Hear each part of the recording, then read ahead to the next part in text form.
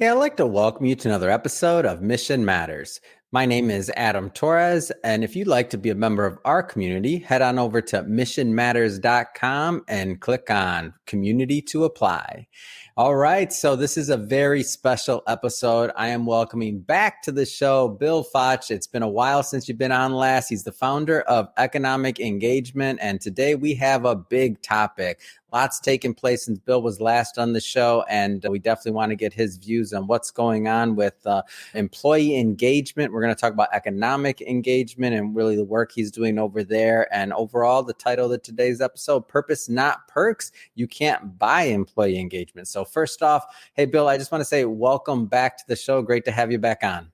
Thank you very much. And Adam, you didn't ask me to say this, but I've been part of the Mission Matters community. And I would tell all your listeners that if you're not, you should be. So enough of that. Well, thank you for that, of course. And never, I'm not, for my viewers and listeners, they know I'm not shy in a plug. So thank you for that one. And I'm not scared to ask for one. But hey, Bill, so you already know, the drill here. We'll get this episode started the way that we start them all, with what we love to call our Mission Matters Minute. So, Bill, we at Mission Matters, we amplify stories for entrepreneurs, executives, and experts. That's our mission. Bill, what mission matters to you? As I've mentioned to you previously, Adam, I want to change the world. And that sounds kind of grand and glorious, but I'm so tired of listening to folks talk about business is the problem. Strikes me, business is one of the few solutions we have. Now, admittedly, business poorly run is a problem. But now if you add to changing the world, and in businesses, if the business partners with their employees to serve customers profitably, the world changes. And I'd like to see every company understand the profitability of moving in that direction and embrace that. It's great. Love bringing mission-based entrepreneurs and executives on here to share, why they do what they do, how they're doing it, and really what we can learn from that so that we all grow together. So again, great having you back on. And Bill, I don't want to assume that maybe some of our newer listeners or viewers maybe caught some of our previous work. So let's go back a bit here and maybe let us know how you got started in this path to economic engagement. Like, how did all this start for you? In a way, it was not by any design.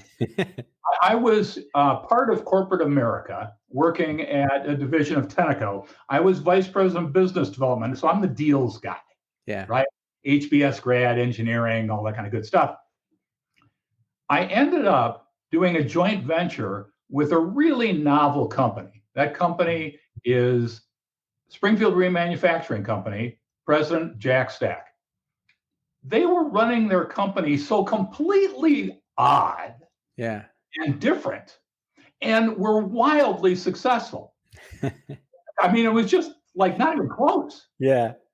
And about 3 years later, I got into a bass boat by invitation of Jack. And for 3 days, he'd tell us we caught a lot of fish. It's not true. Yeah. It's not true. But we talked about a variety of things, and we, in effect, brought to life a professional service organization, which in those days was called Great Game Coaching. And the notion was to take the same sort of powerful drivers of a business that had been so well practiced at SRC and share that. One of the things that happened in sharing that, though, is I both shared information, but I learned along the way. And part of what happened is the reason we've moved from open book management or great game of business, which are kind of known terms, to something called economic engagement is captured in an article that John Case and I wrote in Inc. And it was called Open Book 2.0. It's called economic engagement. And so it builds on that foundation, but it puts more emphasis on the customer because the customer defines the economics. Yeah. And it puts more emphasis on the drivers of the financials rather than the financials themselves. But the starting point was 30 years ago with Jack. Yeah. Maybe if I can have you do like just a high level overview of kind of juxtaposing let's just say the 1.0 over to the 2.0, just to kind of give the audience a little bit of that hybrid, if you will. It's a great question. Not that that's kind of what you do, so I guess that's no surprise. It all came from learning by doing. And in particular, the first step of that was when I was working with the Zambian Consolidated Copper Mine in Zambia, Africa. 50,000 miners, how do you get them all to think like partners and owners in the business? It was not intuitively obvious. If we would have shared financials with those folks, it just wouldn't have flown. For sure. It wouldn't make any sense. Okay. But fortunately, the economics of a mine are really simple. If you get more throughput, because most of the costs are fixed, your cost per ton goes down, your profitability and cash go up. So that was the start of, wait a minute, it's really the underlying economics. The second step of this was in 2008. Good bit down the road. 2008, as you may remember, was right at the end was the financial crisis. Yeah. All of the clients I worked with had the same problem, not enough revenue, because the economy tanked. You go into the open book management book, it doesn't really say anything about customers. We had to be all about customers. And frankly, classic marketing wasn't working either. And the reason I think was the case was everybody was throwing more marketing dollars out. So with more and more marketing dollars chasing fewer and fewer revenue dollars, the ratio kind of went to the devil. It was just at that time that Fred Reichel's net promoter score was starting to come out. I knew Fred from my years at Bain and Company. And so we started playing with that. But even that wasn't the solution. But what happened was when we actually spoke with customers to ask why the number, why they rate it, one of the darndest things happened. All of a sudden, repeat and referral revenue started going up. Wow. And let me tell you, my compensation was tied right to the results of my employees. My compensation tied right to my customers' results. So I'm more than casually involved and interested in them improving. So it was fundamentally, I mean, there's lots of other things that we keep learning over time. We may get into some of the research we've done more recently, but as it relates specifically to Open Book 1.0 and 2.0, those two things. Look at drivers, because you don't have to educate people on the drivers. They're very familiar with it. The guys all knew additional throughput. And when it came to customers, it's like, wait a minute, that's front and center. You want to be all over and close to customers. And one of the things that happens if you do that, you get more repeat and referral revenue. So it's a win-win. That's really where it came from. Yeah. And so as we're, tail end of the pandemic, we're, in this new paradigm, a lot of shifts are going on. What in both obviously the workplace, of course, home, like people are reimagining, rethinking about the way that people work, and this idea that, employees want really customized work experiences, and they don't want, to all be on that exact same maybe track or path that we once had designed that was, I don't know, a relic maybe of, industrial revolution. So thinking kind of along those lines, like what should employers be thinking about right now in today's marketplace? It's interesting that you track back to the pandemic. I'm going to go off topic just a little bit and say, that the number of innovations that happened during World War II, in medicine in particular, it was explosive because it was like this unreal time. And we needed advancements. Now I'm going to take you right back to the pandemic. The pandemic was an unreal time. I remember a remodeling company that I was working with at that time. They're located in Greater Boston, Adams Beasley. You can't do better in Greater Boston than Adams Beasley. The upshot was, in a matter of like a month, They went from rolling around having another record year to all their projects were shut down. Wow. I mean, 100%. Mm-hmm. One of the things that they did, they run the business very conservatively. Mm-hmm. So unlike most companies, they didn't immediately start laying people off. Mm-hmm. And frankly, when employers want to have the loyalty of their employees Mm-hmm. and then race the lace that lay them off when there's a challenge, I mean, of course they're not going to have loyalty. Yeah. But one of the things really smart that, and other organizations, I'm just going to use Adams Beasley as an example here. Yeah. One of the things that was really smart that they did is, one, they shared the specifics of the realities, including like how much cash we got left, how long can we survive. But again, they had been running the business fairly conservatively. Mm-hmm. And then they turned to all of their employees and said, about 40 employees, so not a large company, and said, what can you do productively given the circumstances? You know, inside of a week, they got 100 ideas. Seriously, 100 ideas. Okay. Wow. Which was phenomenal. And what all kinds of things, like if you're familiar with Stephen Covey's, you're sawing or you're sharpening the saw. Well, they couldn't saw, right? Because they couldn't be on the jobs. Yeah. But a number of the ideas were ways they could sharpen the saw. All kinds of ideas. And frankly, the message came out. I mean, how do you deal with 100 different ideas? Right. And the answers, and Eric and Angus, who are the two founders, said, okay, here's the deal, guys. Great that we got all those ideas. If it costs less than $1,000, don't ask for permission, just do it.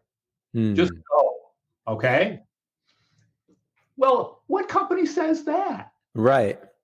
Adams Beasley does. Now, admittedly, they already had a strong culture for some period of time, but it went into the afterburners kicked on. Okay? The different ideas they came up with were phenomenal. I'll tell you another thing that was phenomenal that happened.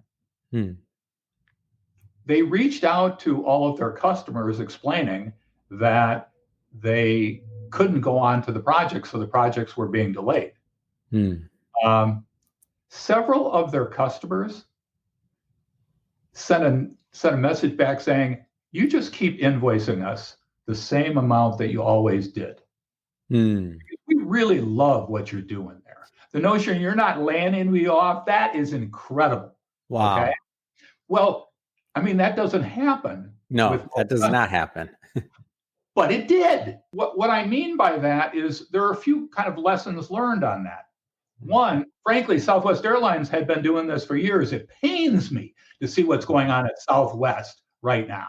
Okay, that is not the Southwest I worked with 15 years ago. But nonetheless, that notion of always being conservative, always having money set aside for a rainy day. So what does Southwest do? Whenever the market tanks, and it always does, and all of the other airlines are laying people off, they're opening up in new markets. That's how they're using their folks. So, I mean, there's a reason that for 50 years, and admittedly, I was biased because I invested in Southwest, not very much, a few thousand dollars 40 years ago was a lot of money for me, I assure you. But I'd watch it go up and then split and go up again and split. And it was nothing more than they harnessed, better than most, the hearts and minds of their employees. Just like Adam Beasley did in the height of the pandemic. They had employees from other firms saying, look, I know you're really, you're undoubtedly not hiring. Please consider me in the future. One of the advantages this is so many companies, frankly, are not very well run. They treat their employees like hired hands, and then they're astonished that the employees respond like hired hands. I mean, it's crazy. I'm telling you, Adams Beasley, and I use them as an example, right? There are many other companies, not enough, but many other companies that get it. Yeah. That see that they can accomplish the mission, which inevitably is serving customers profitably. I mean, what company do you know whose mission is not serving customers profitably? Yeah. If you do that and you harness the hearts and minds of all of your employees to drive that, then take the lessons learned one more time at the pandemic. The other thing that we learned is we could change more rapidly. That's a big deal. People talk about being agile. Most of them have no idea of agile. Again, my buddies at Adams Beasley, they respond to stuff like you can't even believe. And it's all about checking with Eric and Angus. Because they know what the goals of the company are and what they can do. And then they just do it. So I actually think the pandemic was a unique opportunity that most folks viewed as a threat, but in fact, it was an opportunity to accelerate change. And there is an article, it's an HBR article that we wrote along those lines. The title of the article is How to Avoid Ever Having a Layoff. And the footnote is, and you'll make more money, which, tends not to be a bad thing. I hope I addressed your question. Absolutely, Bill. And some of those things that you're mentioning, and obviously this is your world, so you live in it day in and day out, but these aren't just your opinions, especially, there's been some other research and things that have come out by Gallup about employee engagement and things like that. Maybe share some of that with us and our viewers, just so they have a little bit of context that this isn't just your opinion. Like there's a lot of things that are backing this up. I really appreciate your asking that, Adam. It has been my opinion for 25 years. Yep. And I'd sell based on success stories. That's not research. Okay. That's pitching. Okay. And I thought there was, legitimacy to what we were doing. But I really need to give my alma mater, Harvard Business School, a fair amount of credit, and in particular, Professor Dennis Campbell. But by the way, when you're working with Harvard Business School, you can throw away your stopwatch. You will not need it. Okay? God love them, but that's true. Okay. But maybe that's part of the price you pay for a certain amount of academic rigor. Right. And so the dean introduced me to Dennis. I had Dennis visit a number of companies that were clients. And it was about a year later, Dennis asked me, what's your end game, Bill? And I said, what do you mean?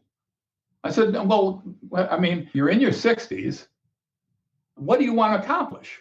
And I told him the same thing that I mentioned to you at the outset. I said, I want to change the world. I want to show that business is this awesome, powerful force for good. And most folks that are criticizing it wouldn't know how to start up a business if it bit them. Yeah. Well, with that being the case, he said, are you serious? And I said, do I sound serious? And he said, well, then I'm going to tell you something you're probably not going to want to hear, but maybe you need to hear. I said, fire away, Dennis. He said, Bill, Copernicus changed the world. Everybody knew that the Earth was the center of the world, the center of the universe, and everything rotated around the Earth. Everybody knew that, okay? He didn't do it with a winning smile or a variety of stories. He did it with data. If you're going to change the world, you need to do it with data, with research to prove the point. And I said, damn, that sounds right. Yeah. And part of the problem, people use the term research very loosely. If you have a position and you're trying to support it with information you're gathering, that's not research. That's marketing. Yeah. Okay. Research is testing a hypothesis to see if it's true. Well, so we set out to test the hypothesis that partnering with employees to serve customers more profitably was in fact more or less profitable.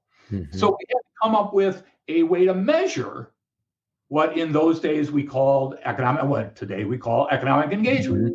And there were 5 pillars. It was customer engagement. It was economic understanding. It was transparency. It was performance-based compensation, and it was employee participation. Those were the 5.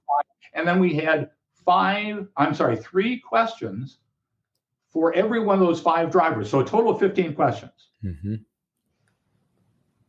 And then we started fielding the research. At this stage, we've done 8 waves of 50 to 150 companies. Where we gather this data, their answers to those questions, and then we look at their financial performance. The first one we did was with credit unions. The thing that has been astonishing is the consistency of the results. And that is, if you're in the top quartile of economic engagement as we measure it, yes, then you will be twice as profitable, twice the level of profit growth as the peer group, the average. And the peer group is going to be more than twice the profit growth of the bottom quartile. Well, when you see that once, it's like interesting. When you see it 8 times, it starts becoming statistically significant. Well, no, I want on that side. Now that really, I didn't say anything about employee engagement. I talked about engagement right there. Okay. The point that I want to make is now I want to turn to probably the industry leader in employee engagement is Gallup. There are good places to work, and there are a number of folks that quote measure employee engagement.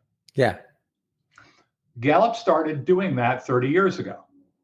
And they told us, based on the research that William Kahn, who coined the phrase employee engagement, that only less than a third of employees were engaged in work. And everybody was appalled, right? It's like, oh, it's so terrible. And it is. Okay? That seems pretty low. That's low. Yeah, that's right. So maybe I should do this rhetorically, Adam. Now we've spent billions of dollars, all kinds of experts, all this stuff going on. And now it's 30 years later. What percentage of employees are now engaged or which are not engaged? Either way, you want to answer it either way. What do you think we've gotten to? Same. It is. It's like you're exactly correct.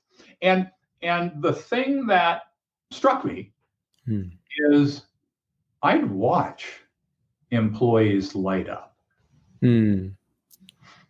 But when you look at, for instance, the G-12, the 12 questions that Gallup asked employees, it fundamentally focuses on what can we do for the employees. We never asked that question. Never once. Because we were always focused on improving the business results, which inevitably meant either better serving customers or doing it more profitably. Because we had to make money to be successful. Well, the darndest thing out of that is the level of engagement that we saw. It was a norm for folks to be doing great. A simple little example, but there's like thousands of them. We were working with a landscaping company. And we launched this. And things are, and it was, the focus was just margin dollars per month per job, right? We increased the number of, lawns mowed, and shrubs planted, and that kind of stuff. It came to the winter. Hillenmeyer Landscape, they're located in Lexington, Kentucky. Stephen Hillenmeyer is the 4th of now 5th generation. They're a great company. In any event, Stephen told me that the employees hated the snow. I said, why do they hate the snow?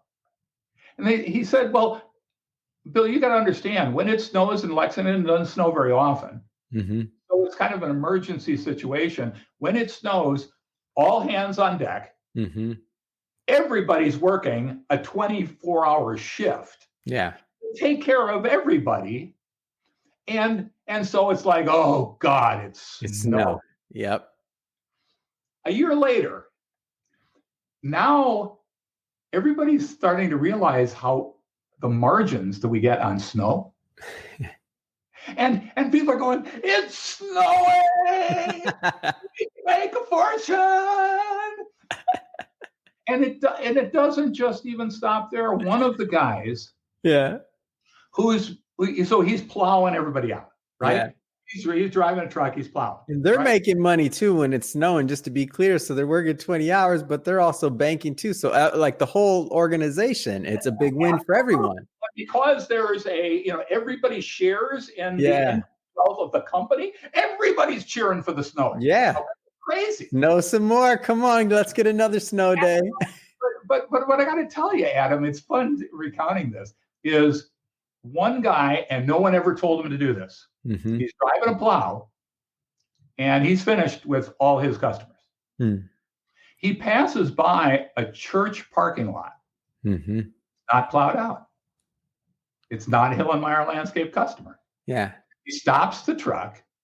He goes up to the rectory. He rings the doorbell and says, I notice you're not plowed out. I'm with Hillenmeyer. Of course, we're the best. And, like all of our customers all plowed out. I'm sure you're concerned about your parishioners. Mm-hmm. I'll make a deal with you. I'll plow it out right now. Yeah. Right now, it's going to be done. Done. Plowed out. Okay. And all I ask is you take a phone call from one of our folks at the office. Yeah. Well, needless to say, we got a new customer. Okay. I mean, it was just like, who does that? Yeah. Yeah. And the answer is no one told him to do it, and it was not on any financial statement. Wow. But he did it. And that's the kind of, so what we're starting to understand is that tying people directly into the economics of the business, really treating them like a partner in the business. Yeah. And there's lots of words of music associated with that. But you talk about employee engagement. Mm-hmm. And if you look at the G-12, those 12 questions, you will not see the word customer or the word profits anywhere. And it's not Gallup. It's not Gallup. Okay. It's all of the employee engagement tools. Yeah. I mean, check for yourself. We checked the Harvard Business Review, and I'm an alum, so I can do that kind of stuff. Yeah. So there have been 243 articles on employee engagement at Harvard Business Review when I checked it. So this is about like a year ago. Yeah. How many of them mention profits or customers? None. Wow. None. So and I'm not suggesting anybody's doing anything bad. Sure.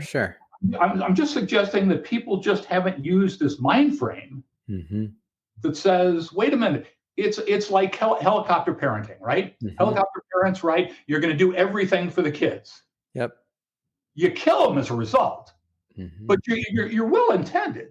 Okay, that's sort of the way we've approached employee engagement. We haven't treated them as adults, and as a result, we've actually got hurt. Yeah. So yeah, it caught me a little. I mean, this is have to, Bill. Yeah, and one of the things that I like to do for our audience, and obviously there's only so much you can do in a a podcast episode, right? But I do like my audience to walk away with some tools. So if they're thinking about and even just the name of this, right? You can't just buy another raise, another this or that. That doesn't guarantee employee engagement. That doesn't guarantee even the kind of what the story you just shared a moment ago about the gentleman walking up to the church and knocking. If you'd given that guy another $1 raise or $2 raise per hour, would he have done that extra? Probably not. It doesn't mean he wasn't kind of satisfied at where he was at. Would he have appreciated it? Maybe, but would he have gone that extra step? Probably not.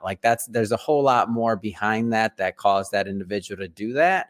But that being said, what are some tools or some things that the employers that are watching this can start thinking about as they start refiguring out where they fit in this world of employee engagement? Really good. One of the things that I would suggest, and it's readily available we write an article for Inc. every other week. Yeah. A recent one was why you can't buy employee engagement.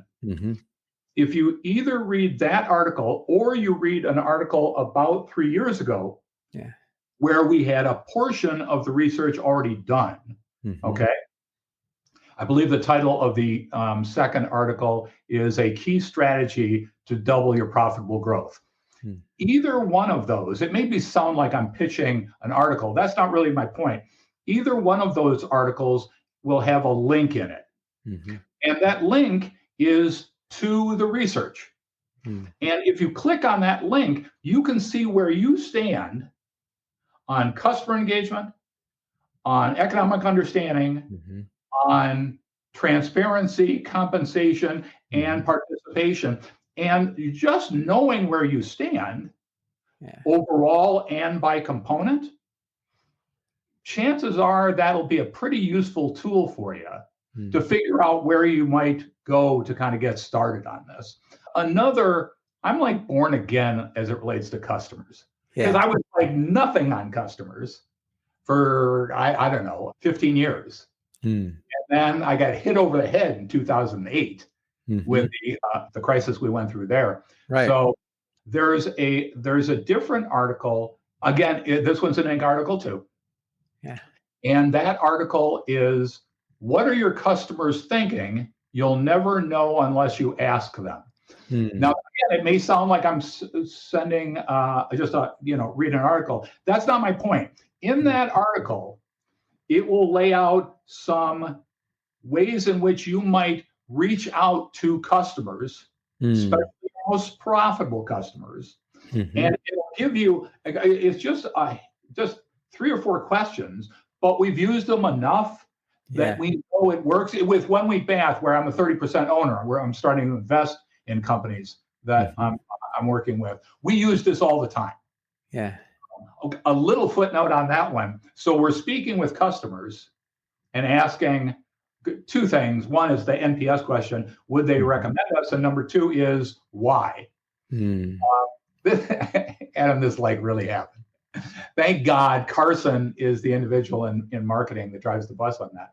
So we're contacting customers. We install baths. That's what we, well, a little bit on kitchens, but mostly baths. And so she's speaking with a woman where we installed the bath 5 years ago. Needless to say, there's no warranty after 5 years. Okay. And she says, well, we're always looking to improve. We want to get input from our customers. Start by asking, just given the work we've done in the past, would you be willing to recommend us to a friend or colleague? And the woman on the other end of the set is just a nasty woman. I'm sure, just nasty. Okay? She says, hell no. It would have been me. I would have responded badly. But Carson, she says, oh, I'm really sorry to hear that. Why is that? And the woman says, do you know the valve still leaks? Oh. I mean, it's 5 years later, right? But no, she's better than me. She said, oh, that's a shame. Geez, well, I see that one of our guys is going to be in your neighborhood next week. Could we come by and fix that? And the woman says, what are you going to charge me for that? And Chris says, we're not going to charge you anything. I mean, you're a customer. The faucet leaks. We want to fix it. Yeah. Now, all of a sudden, she goes, really? and Carson says, yeah, really? Okay. So what would be a good day? And let's schedule it right now. Yeah. Do you know how many referrals we have gotten from that nasty woman? Wow. And so this is where the second thing I mentioned about asking customers, the tool in there. We've found that is just a machine, not only getting good market intelligence, but your repeat and referral revenue are going to go up. Or you're the only one it doesn't work for. I mean, it's one of the 2. So that would be a pretty good tool. I'm trying to think if there might be anything else that would be sort of quick. Something that, especially for many of you, that many of your guests, is like planning season right now. There are some tools that were contained in an article we just got through writing that was basically how to plan profitably. Not how to plan for profits, but how the process of planning can be profitable. There's a few good suggestions in that. The one that I think is most applicable is a lot of folks are like me, they're problem solvers, especially if they're in a management role. Like, where is the problem? I'm fix it, right? Yeah. They don't spend enough time on where is it going well. So one of the things that we found is if you look at your customers and sort them by size and profitability. Yeah. Now spend some time thinking about why are these customers that are most profitable, why are they most profitable? What's the nature of that? And then sort of, get guided to, so we should turn our guns towards the area that we get the most game out of, or whatever analogy works for you. So that idea of finding, it's not just finding the folks though. Right. It's getting an understanding of why are you more profitable. And there's some of the process and tools associated with that are located in that most recent article. But frankly, we've written about 90 articles for Forbes and 50 articles for Inc. So if you search on my name on either of those publications, there are a variety of other, and some of them are not all that great, but a few of them have some insights. But those two, I think, or those three, I guess, I think would be really useful. That's great. So, well, Bill, I just have to ask, what's next? What's next for you? What's next for Economic Engagement, the company? This is our first time catching up in a long time. What's next? Thank you very much. It's a pretty exciting time for us. Yeah. And it has to do with, if you think of this as a progression of 3 Harvard Business Review articles. Okay. The first one, More Than a Paycheck. And if your audience is looking for a pretty sound background of the entire concept, then that More Than a Paycheck, I think, is a really good article. John Case and I and Campbell wrote, and God knows John's really great on that. But so that was the premise. Okay. Now the research, frankly, is we've gotten the data into HBR. I'm guessing, God willing, we'll have we've got 5 HBR articles. You never know whether it's going to be published or not. But I think the next one's coming out, and it's the research, all the data. Okay. The one we're now working on is, you might title it, "Oh hell, we just made a lot of money." Yeah. And what I mean by that is, one of the things that I've recognized is most small to medium-sized companies are lousy at succession planning. But a couple of my clients from like 20 years ago turned out to be not only part of a PE roll-up, but one of them in particular, Universal Engineering, Mark Israel was the president. He was not only one of the acquired companies, he was the hub. Because, and I give the PE guys a lot of credit, what they recognized is there were a lot of best practices, one of which was economic engagement, but there are other industry-specific things, okay? So they actually maintained, Universal Engineering became the name of all of the companies they acquired. Well, what happens is, you acquire companies at like 3 or 4 times earnings. Yeah. If you put 10 or 20 of them together, now they're worth 8 to 10 times earnings. If you then accelerate the earnings as a function of better managing the company, well, hell, it dawned on me this PE company was doing more for economic engagement than I've done in the last few years. Yeah. So there's nuance to it, but we're going from selling the proposition to buying companies. Wow. Finding those hub companies that we can work with, and then buying companies to wrap that around. The thing that we think we have an additional advantage on is the scale up and the multiple being larger and all that kind of stuff. Yeah. That's pretty straightforward. But we're also building a group of employees that understand the damn business. Well, that's the basis of a really sound ESOP. And at least in the United States, you can take whatever taxes you might pay if your cost basis is here and you sell at here. Yep. The government is a pretty big partner when you sell. Oh, yeah. Well, if you do that in the form of an ESOP, Yeah. your tax liability goes to zero. Mm-hmm. So what I want, the article I want to write in 7, 8 years, so that would be like 2030, 32. That, Mm-hmm. oh hell, we just made a lot of money. Okay. It sounds hokey, but it is this, and we've got a small group of folks, Yeah. really great, that are bought into this.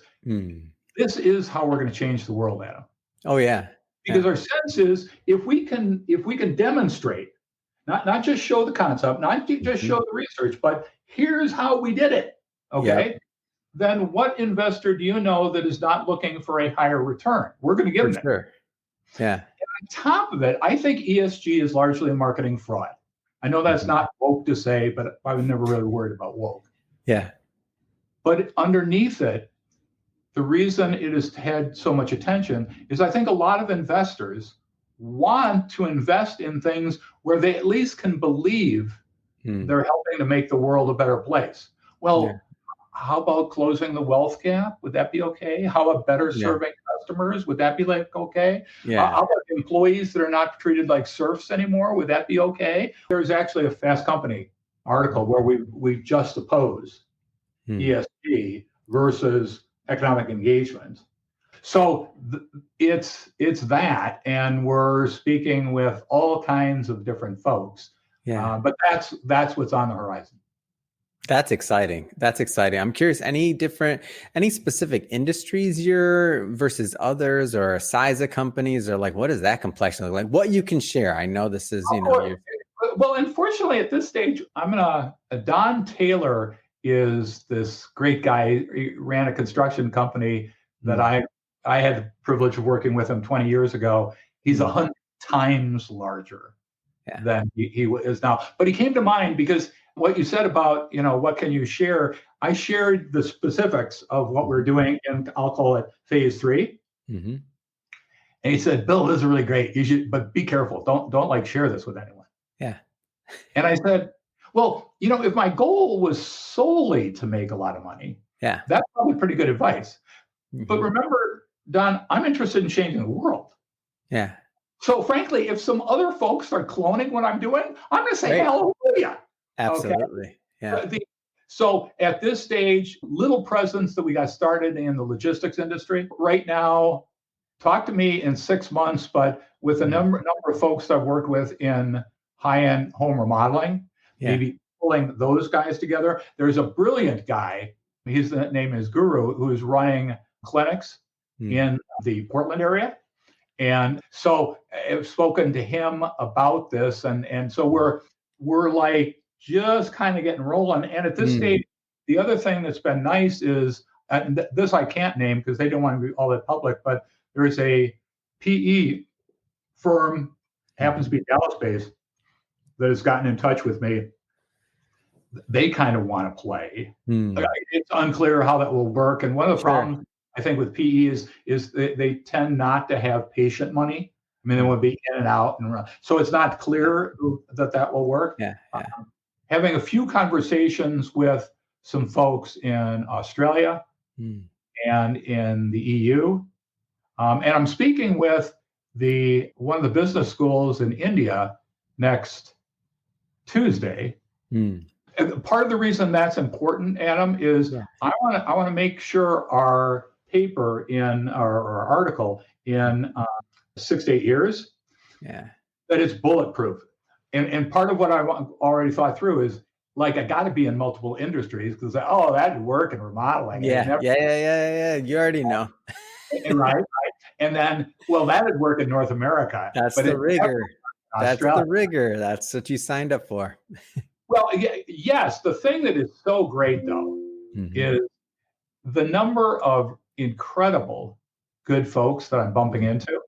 And so one of the things really helpful about working with you and this video is I'd like to be really clear. If what I'm talking about is interesting, we're adding folks all the time, and it's really simple. It's right now it's like a dozen people. Okay. They're all great. And we all are going to change the world, and we all know it. Mm-hmm. I mean, the outcome is certain. We just have to figure out how to get there. But this is also an invitation to any of those out there that share this perspective, and you got to have, something that you can contribute. Of course. But if there's somebody out there that says, I am freaking all over this, this is what I could add. Yeah.